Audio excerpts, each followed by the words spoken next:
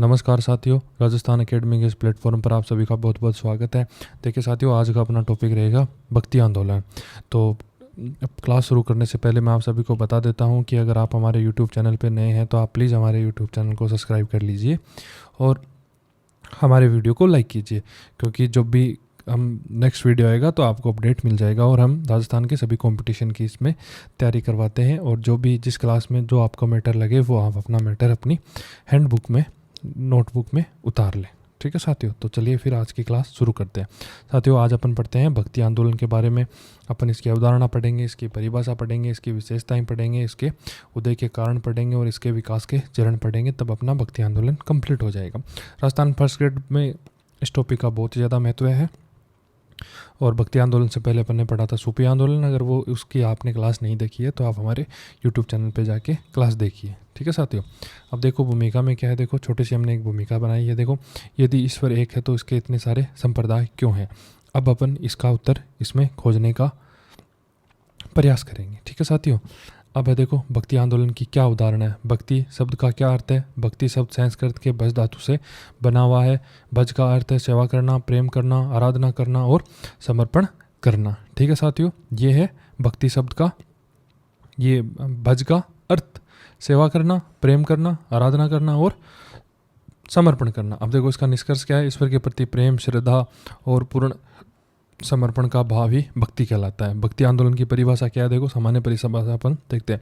भक्ति आंदोलन मध्यकाल भारत में एक धार्मिक और सामाजिक आंदोलन था, जिसे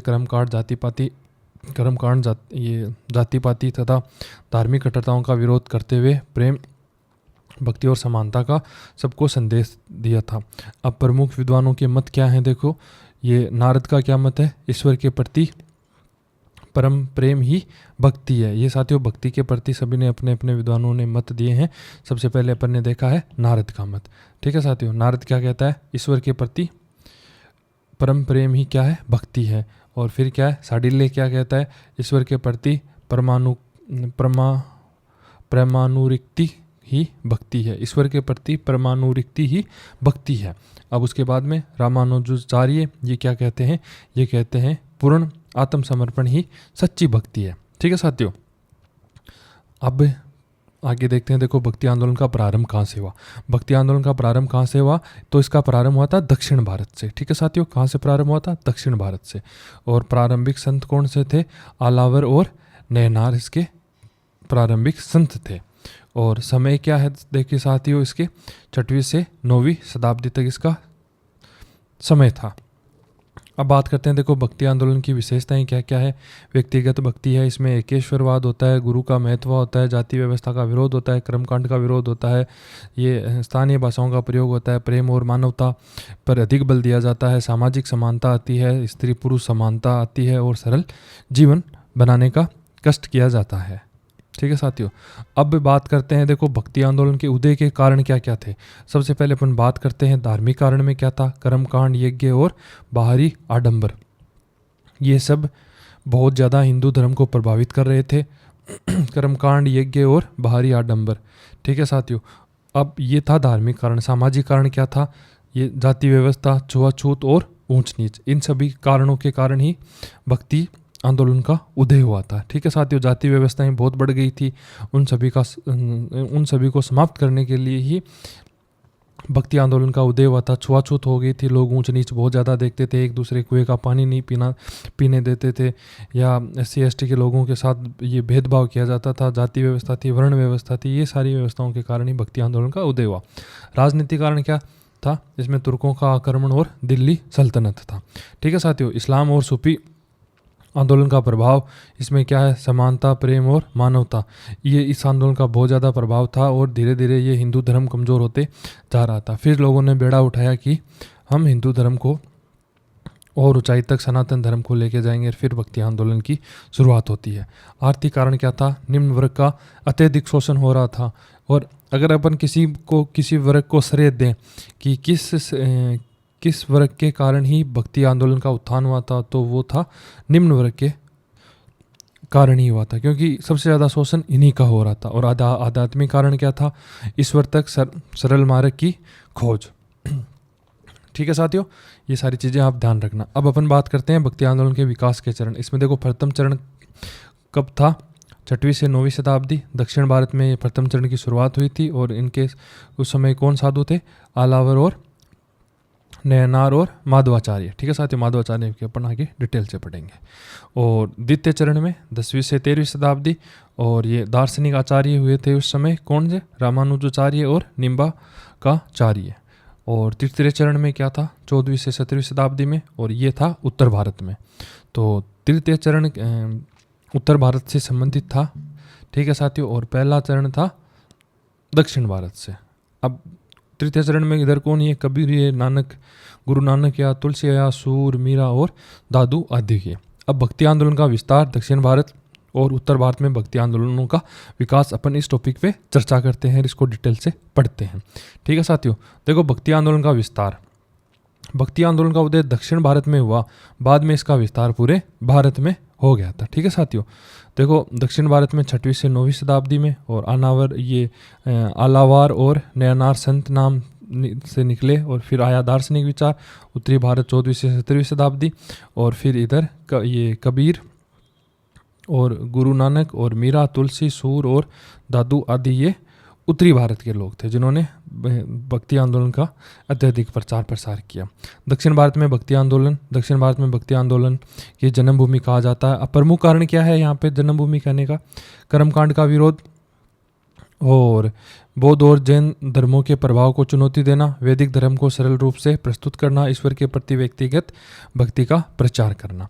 अब दक्षिण भारत के 2 प्रमुख संत समूह है। ठीक है, अब सबसे पहले बात करते हैं आलावर संत की। इसका अर्थ क्या है, देखो साथियों, आलावर जो भगवान विष्णु, जो भगवान में पूर्ण रूप में लीन हो जाए, ये भगवान विष्णु के उपासक थे।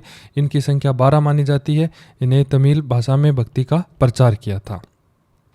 ठीक है साथियों, और अब इसके बाद में अब प्रमुख आलावर ये संत कौन कौन से थे, ये था नम्मालावार और ये आडाल, ये एकमात्र महिला आलावर थी, और पेरियालवार और तिरुमंगाई आलवार। ठीक है साथियों, इनके नाम याद रखना। पूछ सकते हैं इनमें, देखो ये आलावर संत के और नयनार संत के ये नाम देके, जैसे कि सभी आलावर संत के नाम दे दिए 3 और एक नयनार संत का नाम देके आपसे पूछ सकते हैं कि निम्न में से कौन सा नयनार संत का भक्त है, से जुड़ा हुआ है। ठीक है साथियों, ये है पहला क्या है, नम्मालवार, और दूसरा क्या है, आडाल, तीसरा पेरियालवार। ठीक है साथियों, और तिरुमंगई आलावर। ठीक है साथियों, अब इनका प्रमुख ग्रंथ क्या था, नालियार दिव्य प्रबंधम। ये और आलवार संत किसके उपासक थे, विष्णु के उपासक थे, और इनका ग्रंथ का नाम जिसके उपासक थे। ये चीज़ें आप थोड़ी याद रखना। ठीक है साथियों, अब अपन आगे बढ़ते हैं। इसमें देखो नयनार संत, इसका अर्थ क्या है नयनार का, ये भगवान शिव के उपासक थे, और आलावर ये थे विष्णु के, ये भगवान शिव के उपासक थे। इनकी संख्या 63 मानी जाती है। इन्होंने भी तमिल भाषा में भक्ति का प्रचार किया, और इनके प्रमुख नयनार संत कौन थे, अपार, तिरुंगनास संबंदर, और ये सुंदर, और मणिक वाचकर। ठीक है साथियों, ये थोड़ा आप इनका नाम जान रखें, और मुझे लग रहा है इस बार किसी न किसी एग्जाम में इनके बारे में 100% पूछा जाएगा।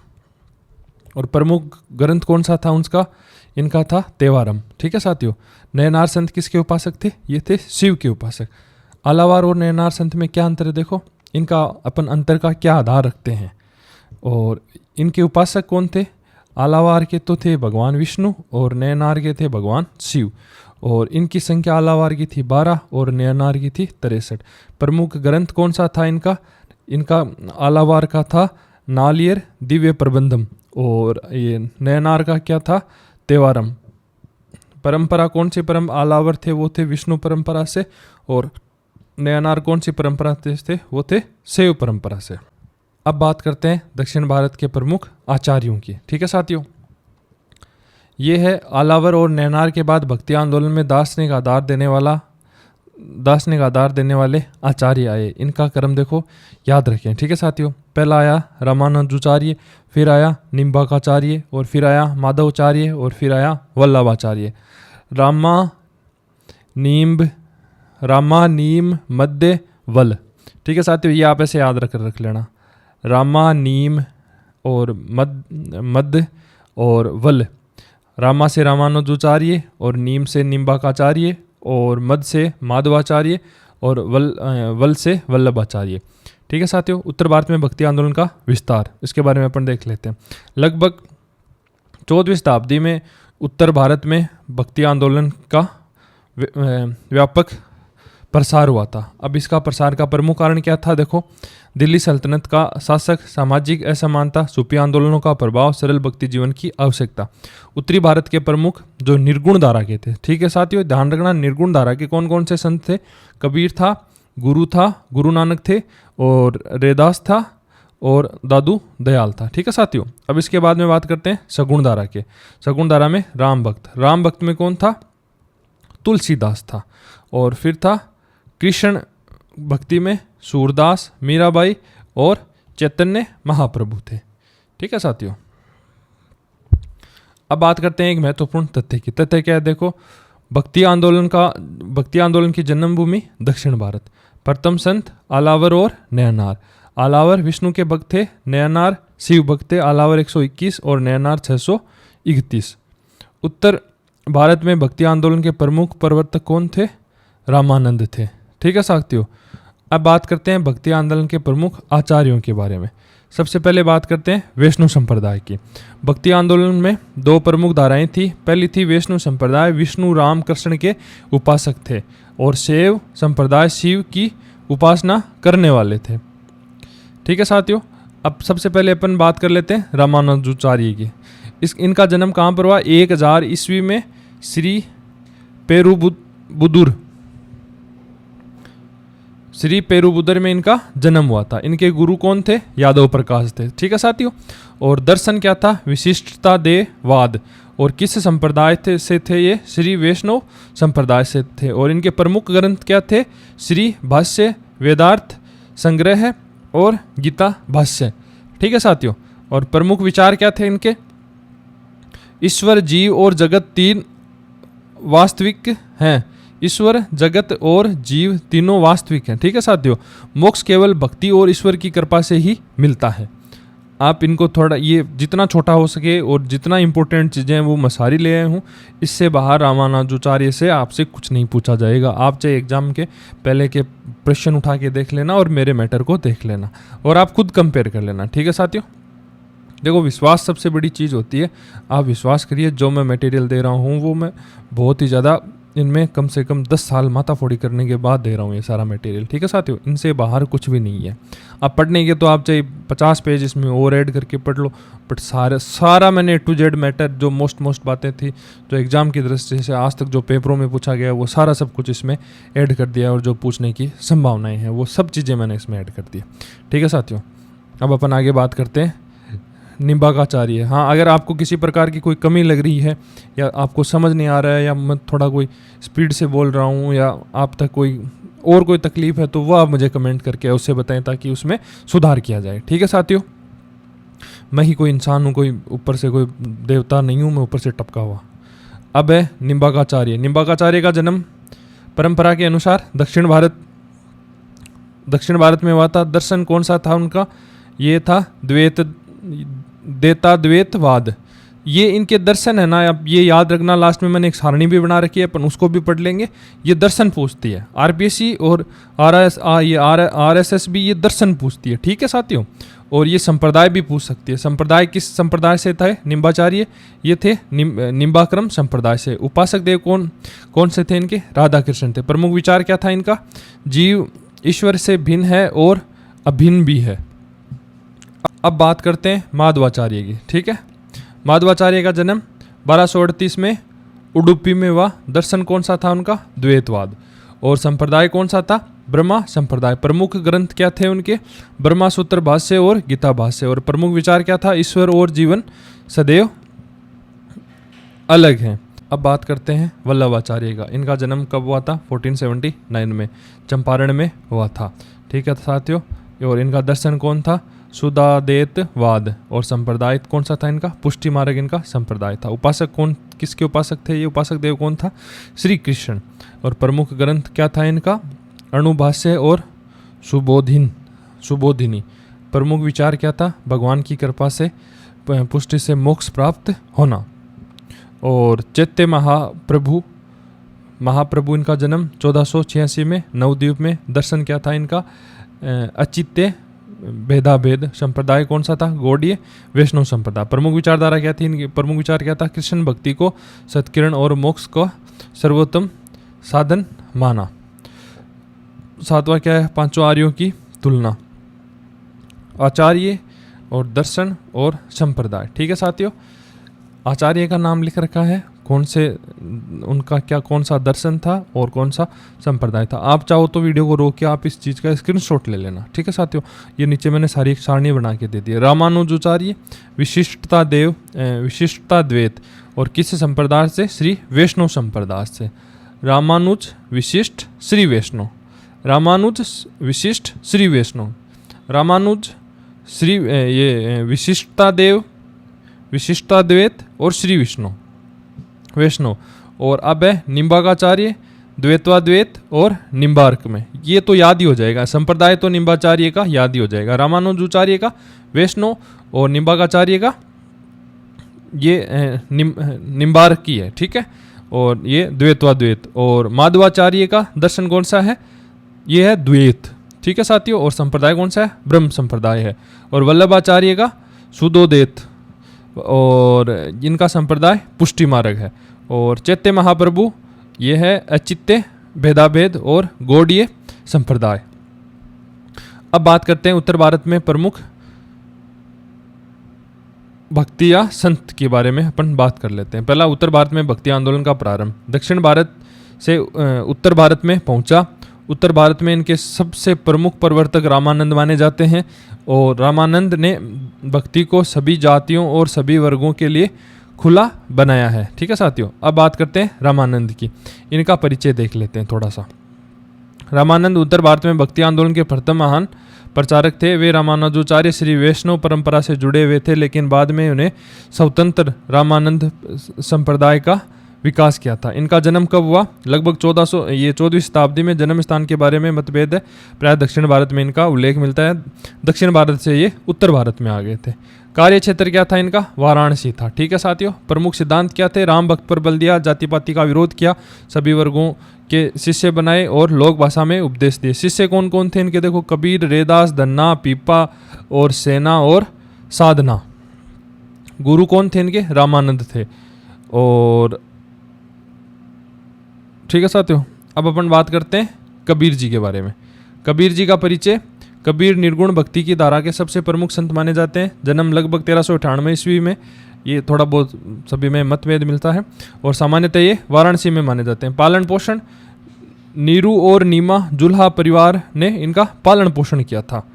और इनका दर्शन क्या है? निर्गुण भक्ति, एकेश्वरवाद और मूर्ति पूजा। कर्मकांडों में जाति पाति का इन्होंने विरोध किया था। प्रमुख रचनाएं कौन सी थी इनकी? बीजक थी, साकी थी, सबद थी और रमेनी थी। प्रमुख कथन क्या है? पोथी पढ़ी जग मुआ, पंडित भया न कोई। ठीक है साथियों, अब बात करते हैं रैदास रविदास की। परिचय क्या है? रैदास निर्गुण भक्ति की धारा के प्रमुख संत थे। जन्म कहाँ पर हुआ इनका? वाराणसी में हुआ। और व्यवसाय क्या था इनका? चरमकार और ये मोची थे। गुरु कौन थे इनके? रामानंद थे। प्रमुख विचार क्या था? सभी मनुष्य समान है, जाति पाति का विरोध, ईश्वर की भक्ति ही मोक्ष का मार्ग है। अब इसमें प्रभाव में क्या है? मीराबाई पर इनके विचारों का प्रभाव माना जाता है। इनकी वाणी भी गुरु ग्रंथ साहिब में संकलित है। अब बात करते हैं देखो निर्गुण भक्ति की प्रमुख विशेषताओं के बारे में। ठीक है साथियों, ईश्वर निराकार है, मूर्ति पूजा का विरोध और जाति पाति का विरोध, गुरु का महत्व है और लोक भाषा में उपदेश और प्रेम और मानवता पर बल। अब कुछ महत्वपूर्ण तुलना देखो संत और इनके गुरु और भक्ति की धारा। रामानंद संत है और इसके गुरु कौन है? रामानुज परंपरा के हैं और भक्ति की धारा राम भक्ति में ये बहे हैं। कबीर रामानंदी इसके गुरु हैं, इनके गुरु संत और गुरु रामानंद है और भक्ति की धारा निर्गुण है। और रैदास रामानंद है और ये निर्गुण है। निर्गुण भक्ति की धारा के प्रमुख संत के बारे में अपन पहले बात कर लेते हैं। ठीक है साथियों, गुरु नानक इनका परिचय क्या है? सिख धर्म के संस्थापक, निर्गुण भक्ति धारा के प्रमुख संत हैं। हिंदू और मुसलमान दोनों समुदायों में समान रूप से सम्मानित है। अब इनका जन्म 1469 में हुआ था तलवड़ी नानाकाना साहिब का। ठीक है साथियों, माता पिता कौन है इनके? देखो, पिता है मेहता कालू और माता है तृप्ता। और इनके प्रमुख सिद्धांत क्या है?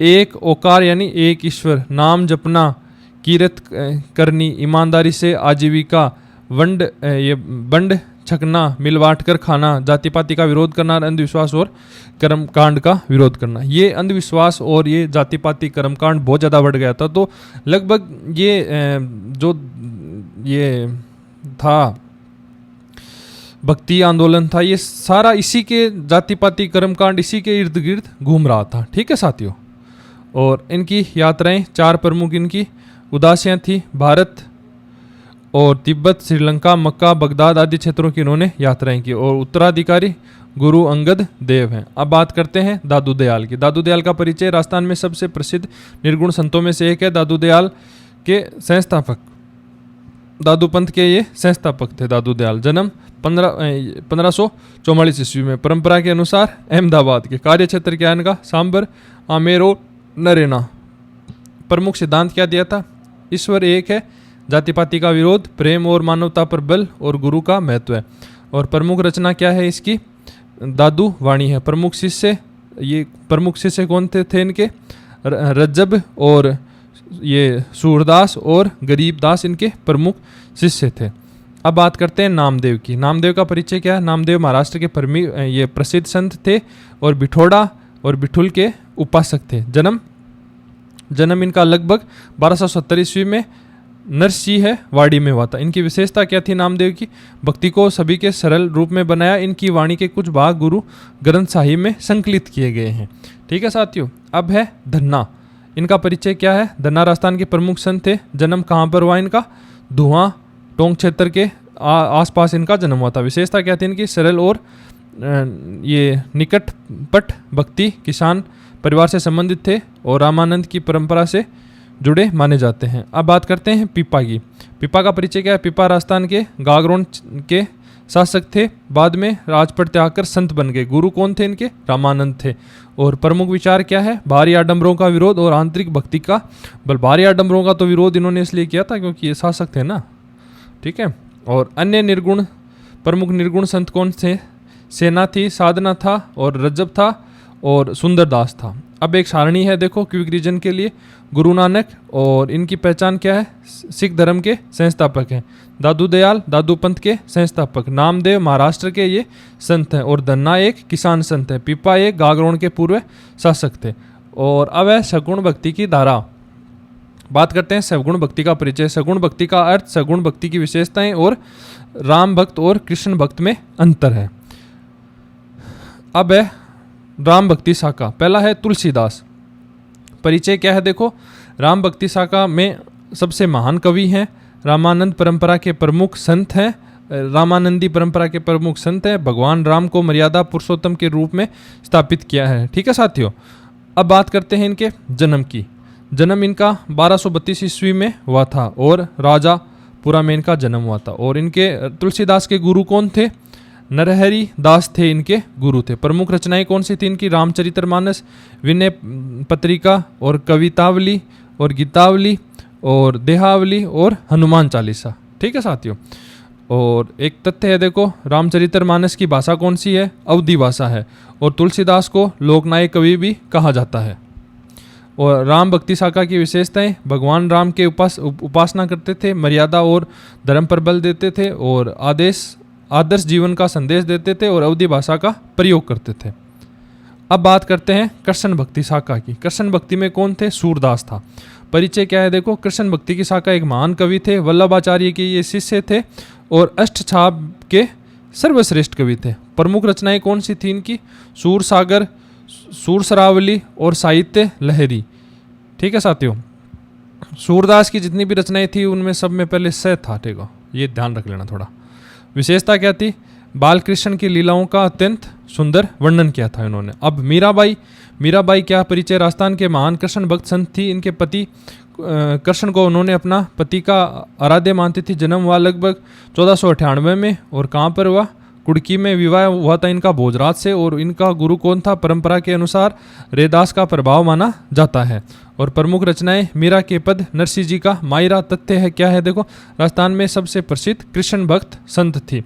अब बात करते हैं वल्लभाचार्य की। वल्लभाचार्य का योगदान क्या था देखो, पुष्टि मार्ग के ये संस्थापक थे। ठीक है, कृष्ण भक्ति को दार्शनिक आधार दिया था और श्रीनाथ जी के उपासक का प्रचार किया था। और अब क्या है, अष्टछाप का अर्थ क्या है, वल्लभादेवचार्य और उसके पुत्र विठुलनाथ से जुड़े 8 प्रकार के कृष्ण भक्त कवियों का समूह है। अब उन्हें क्या कहा गया था, अष्टछाप। अब प्रमुख कवि कौन से थे उसमें देखो, सूरदास था और ये कुंभन दास था, नंददास था, परमानंद दास, कृष्ण दास और गोविंद स्वामी और छत्तीस स्वामी और चतुर्बुरदास था।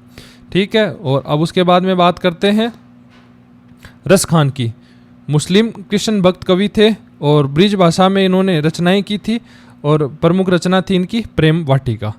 अब राम भक्त और कृष्ण भक्त में क्या अंतर है देखो, आधार क्या है देखो, आराध्य का भक्ति, राम भक्ति और कृष्ण भक्ति। राम भक्ति वाले आराध्य इनके राम की आराधना करते हैं, कृष्ण भक्ति वाले कृष्ण की। प्रमुख कवि राम भक्ति में कौन थे, तुलसीदास, और कृष्ण भक्ति में सूरदास और मीराबाई। और भाषा क्या थी इनकी, राम भक्ति की अवधि थी और कृष्ण भक्ति की ब्रिज भाषा थी। कौन सी भाषा थी, ब्रिज भाषा थी। और प्रमुख ग्रंथ रामचरितमानस था इनका और इनका कृष्ण भक्ति का सूर सागर था। ठीक है साथियों, जो किसके द्वारा लिखा गया था, सूरदास के द्वारा लिखा गया था।